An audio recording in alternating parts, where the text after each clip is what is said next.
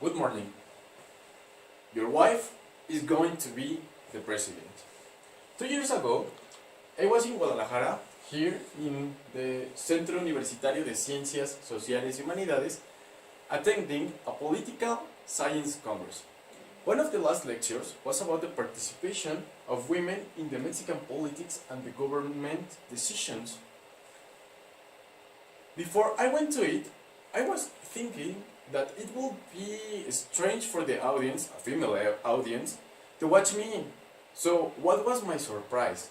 My surprise was that when I entered to the auditorium, there were about 90% of men. But that was not all.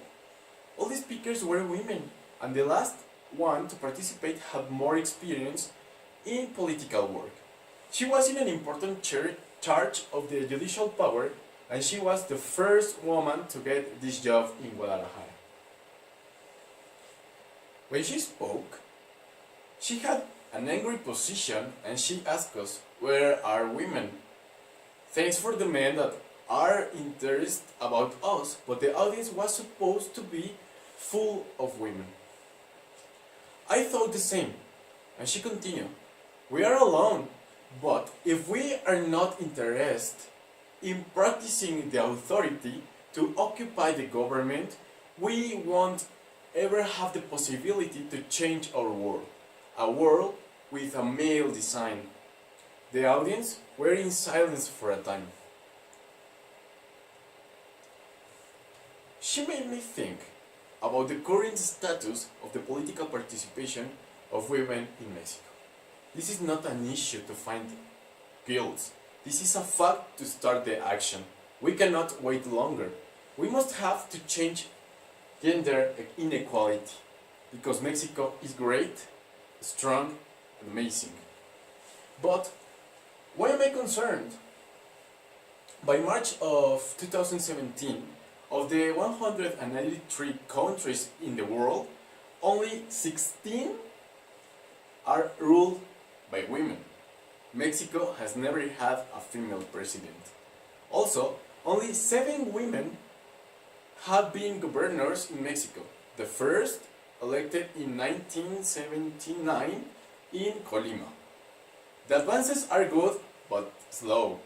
In 2014, there were 180 women in charge of a town hall, but the rest were in charge of men.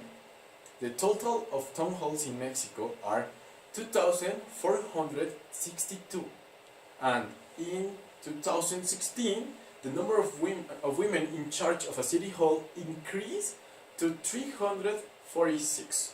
This is not right, is it? In my opinion, this disadvantage doesn't need to exist, but it exists, and it is sad. So, why does it exist? It exists because we are not doing enough. As a community, we all have to act in favor of all the society.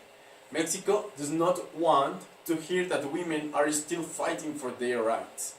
I really want to see an equal world based on justice, with the same opportunities for all.